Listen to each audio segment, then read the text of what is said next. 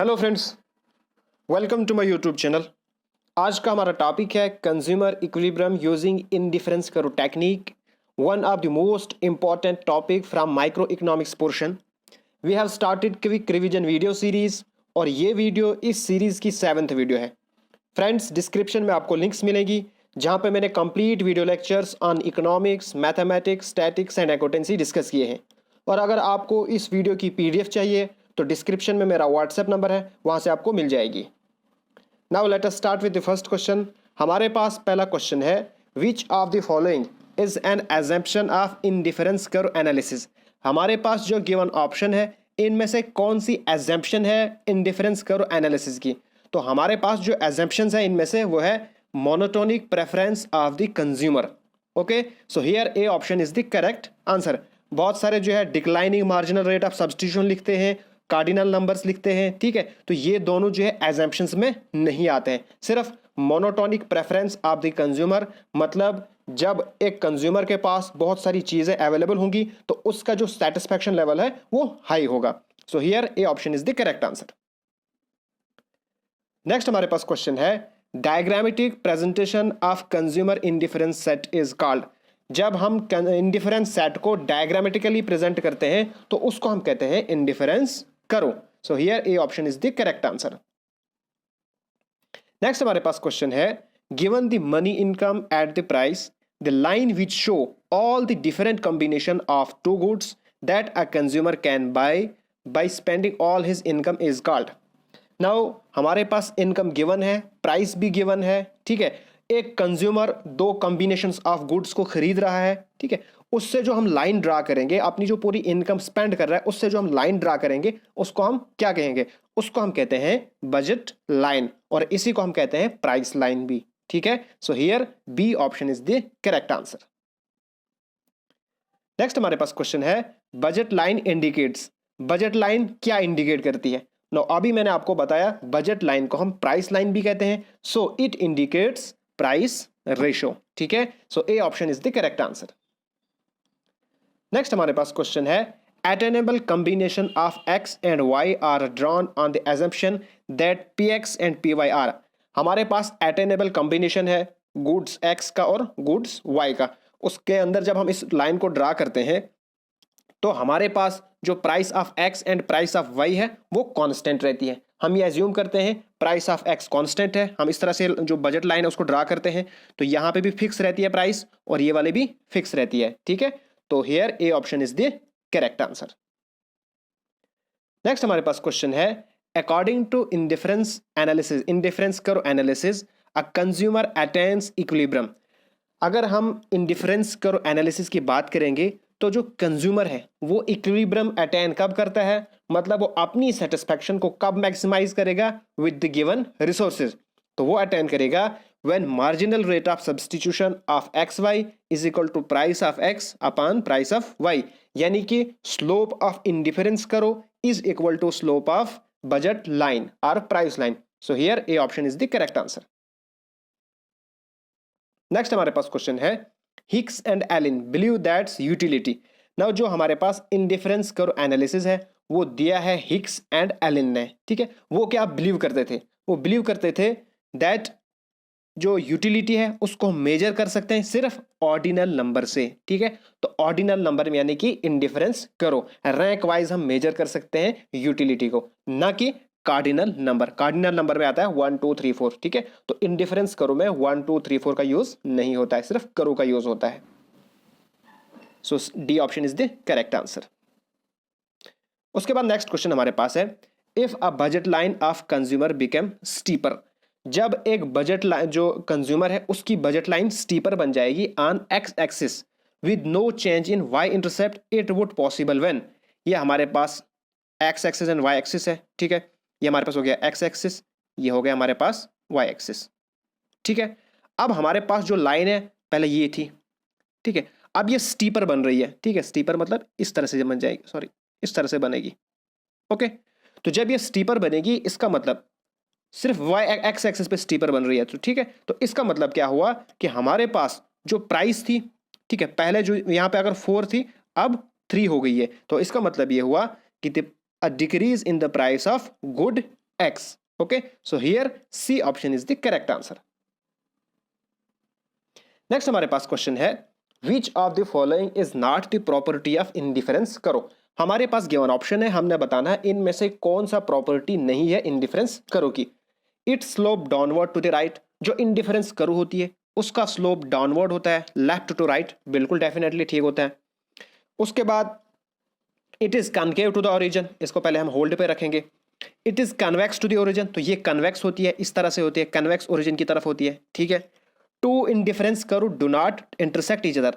जो दो इंडिफरेंस करो हैं वो आपस में कभी भी टच नहीं करती है बल्कि पैरेलल होती है. तो ये वाला भी करेक्ट है, ये भी करेक्ट है, ये भी करेक्ट है. जो कनकेव है मतलब इंडिफरेंस करो इस तरह की होती है, तो इस तरह की नहीं होती है. So here B option is the correct answer. Next हमारे पास क्वेश्चन है a consumer consumes only two goods. एक कंज्यूमर सिर्फ दो गुड्स को कंज्यूम कर रहा है. If the price of good X fall, अगर प्राइस ऑफ गुड एक्स क्या हो जाएगी, फॉल हो जाएगी. Then the budget line will, तो उस केस में बजट लाइन में क्या हो जाएगा. ठीक है, तो देखिए हमारे पास ये लाइन है. ठीक है, एक गुड्स है उसकी प्राइस कम हो गई है, मतलब इस तरह से हो जाएगा, सॉरी इस तरह से आएगा. ये वाला पॉइंट सेम रहेगा, ये वाला चेंज हो जाएगा.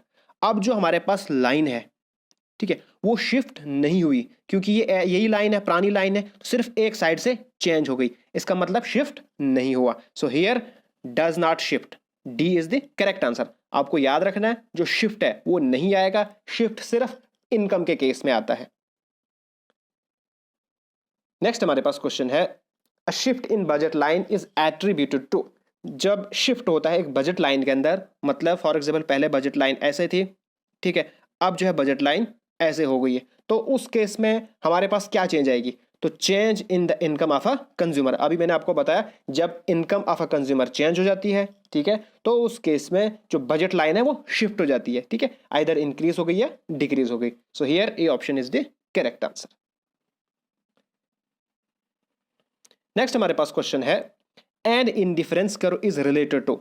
इंडिफरेंस करो किसके रिलेटेड होती है. देखिए हम इंडिफरेंस करो बनाते हैं, इस पे हमारे पास जितने भी पॉइंट्स होते हैं, हर एक पॉइंट पे जो भी हम कॉम्बिनेशन ऑफ गुड्स खरीदते हैं उस पे सेम लेवल ऑफ सेटिस्फेक्शन होती है. ठीक है, तो ये जो इंडिफरेंस करो है ये शो करती है choice and preference of the consumer. ये हमें बताती है कि क्या चॉइस है, क्या प्रेफरेंस है कंज्यूमर का, कितने वो एक गुड्स खरीद रहा है और कितना दूसरा गुड्स खरीद रहा है, क्या प्रेफर करता है, वो ये वाला ज्यादा प्रेफर करता है या ये वाला ज्यादा प्रेफर करता है. ठीक है, तो इसमें से बहुत सारे जो बच्चे हैं वो कंफ्यूज हो जाते हैं, वो कभी प्राइस लिख देते हैं, कभी टोटल यूटिलिटी लिखते हैं, लेकिन ये बिल्कुल भी नहीं है. Okay, so D option is the correct answer.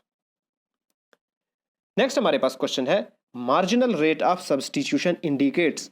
Now marginal rate of substitution क्या इंडिकेट करता है. मार्जिनल रेट ऑफ सब्सटीट्यूशन है कि हम किस रेट पे एक गुड्स को कम कर रहे हैं और दूसरे गुड्स को इंक्रीज कर रहे हैं कंजप्शन के लिए, ठीक है, या खरीदते हैं. तो ये हमें इंडिकेट करता है स्लोप ऑफ इंडिफरेंस करो. ठीक है, so here B option is the correct answer. अभी हमने पढ़ा मार्जिनल रेट ऑफ सब्सटीट्यूशन है, वो स्लोप किसका है, इंडिफरेंस करो का. नेक्स्ट हमारे पास क्वेश्चन है when price of good Y shown on Y axis rises. देखिए ये हमारे पास इंडिफरेंस करो है या बजट लाइन है जो भी है. ठीक है, तो अब क्या हुआ, जो गुड वाई है उसकी प्राइस इंक्रीज हो गई, तो इसका मतलब इस तरह का होगा. ठीक है, तो हमारे पास क्या हुआ, शिफ्ट हुआ नहीं, बिल्कुल भी शिफ्ट नहीं हुआ क्योंकि एक साइड से अभी वही लाइन है. ठीक है, तो शिफ्ट वाले जो ऑप्शन है वो कैंसिल हो जाएंगे. अब रोटेट की बारी आएगी. ठीक है, तो अब रोटेशन जो है वो ऊपर वाली साइड हो गई, यानी कि लेफ्ट वाली साइड हो गई. ठीक है, so price rotates to the left. So D option is the correct answer. Next हमारे पास क्वेश्चन है as we move along the indifference curve. जैसे हम इंडिफरेंस करो के अलॉन्ग मूव करेंगे लेफ्ट टू राइट, लेफ्ट से राइट की तरफ. ठीक है, जो स्लोप ऑफ इंडिफरेंस करो होगा उसमें क्या होगा, तो देखिए जब भी आप इस इंडिफरेंस करो, ये देखिए इंडिफरेंस करो इस तरह है, यहां से नीचे की तरफ आओगे तो हमारे पास जो स्लोप है वो डिक्लाइन हो जाएगा, नीचे की तरफ आएगा. So here D option is the correct answer. Next हमारे पास क्वेश्चन है a shift in the budget line when prices are constant is due to. एक बजट लाइन है, ठीक है, तो उसके अंदर शिफ्ट हो गया, तो वो किस वजह से शिफ्ट हो जाएगा, तो हो जाएगा change in the income. So B option is the correct answer. Next हमारे पास क्वेश्चन है the slope of indifference curve is measured by, जो स्लोप ऑफ इंडिफरेंस कर्व होता है उसको हम किस तरह से मेजर करते हैं? हमारे पास पहला ऑप्शन है marginal rate of transformation, second option है marginal rate of substitution, third option है marginal rate of technical substitution और लास्ट ऑप्शन है price of X upon price of Y. तो हमारे पास जो करेक्ट ऑप्शन है वो है marginal rate of substitution. So B option is the correct answer. Next question हमारे पास है marginal rate of substitution of X for Y is calculated as. Now जो मार्जिनल रेट ऑफ सब्सटीट्यूशन है मतलब हम कितना कमोडिटी एक्स को कम करेंगे फॉर वाई के लिए, ठीक है, तो उसको हम किस तरह से मेजर करते हैं। अब देखिए यहाँ पे आपको एक चीज याद रखनी है, सबसे पहले जो price of X upon price of Y, ये दो ऑप्शन तो नहीं आएंगे, ठीक है, बट इन दो ऑप्शंस में आपको कंफ्यूजन हो जाएगी। तो इसके लिए मैं आपको एक सिंपल ट्रिक बताऊंगा कि जब भी आपके पास ऐसे लिखा होगा marginal rate of substitution of X for Y, जो फार के बाद वाली जो आपके पास आएगी, जो वेरिएबल आएगा फार के बाद वाला जो वेरिएबल आएगा उसको आपने ऊपर से रखना है, ठीक है। तो हमारे पास क्या आएगा, del Y change in Y upon del X, ठीक है। तो हमारे पास जो करेक्ट ऑप्शन है वो है सी ऑप्शन। नेक्स्ट हमारे पास क्वेश्चन है slope of budget line is indicated by. जो स्लोप ऑफ बजट लाइन है उसको हम किस तरह से इंडिकेट करते हैं? तो हम जानते हैं स्लोप ऑफ जो बजट लाइन है वो हमारे पास होता है, उसको हम प्राइस लाइन भी कहते हैं, ठीक है। तो उसको हम इंडिकेट करते हैं price of X upon price of Y, ठीक है। So A option is the correct answer. Next हमारे पास क्वेश्चन है in a situation when marginal rate of substitution of x is greater than or equal to price of x upon price of y, the consumer would react by। अगर let us suppose that जो marginal rate of substitution है वो greater है price of x upon price of y से। now देखिए हमारे पास ये graph है, ओके, ये हमारे पास बजट लाइन होती है और जो इंडिफरेंस करो जो इक्विलिब्रियम पॉइंट है वो इस तरह से होता है, ठीक है। मतलब इस पॉइंट पे हमारे पास जो ये पॉइंट है जहां पे ये मिल रही है, ये पॉइंट हमारे पास क्या है, इक्विलिब्रियम पॉइंट है, ओके। अब देखिए जब मार्जिनल रेट ऑफ सब्सटीट्यूशन ज्यादा होगा इसका मतलब जो स्लोप ऑफ इंडिफरेंस करो वो ज्यादा होगा। लेट अस सपोज वो पॉइंट यहां पे है, ओके। अब जो कंज्यूमर है वो इक्विलिब्रियम में आने के लिए क्या करेगा, ठीक है, उसको नीचे की तरफ आना पड़ेगा, ठीक है, इस पॉइंट की तरफ आना पड़ेगा। तो उस केस में पहले अगर इस तरह से होता था तो अब क्या होगा, नीचे की तरफ आएगा, मतलब जो वाई कमोडिटीज है उसको कम करना पड़ेगा और जो कंजप्शन ऑफ एक्स कमोडिटीज है उसको इंक्रीज करना पड़ेगा, ठीक है। उसी केस में marginal rate of substitution of X Y वो इक्वल होगा price of X upon price of Y के बराबर, okay. So here increasing the consumption of commodity X is the correct option, that is C option is the correct answer. तो friends आज की video में इतना ही। अगर आपको ये वीडियो पसंद आए तो प्लीज मेरे चैनल को सब्सक्राइब कीजिए और इस वीडियो को अपने फ्रेंड्स एंड क्लासमेट के साथ शेयर कीजिए। Thanks for watching.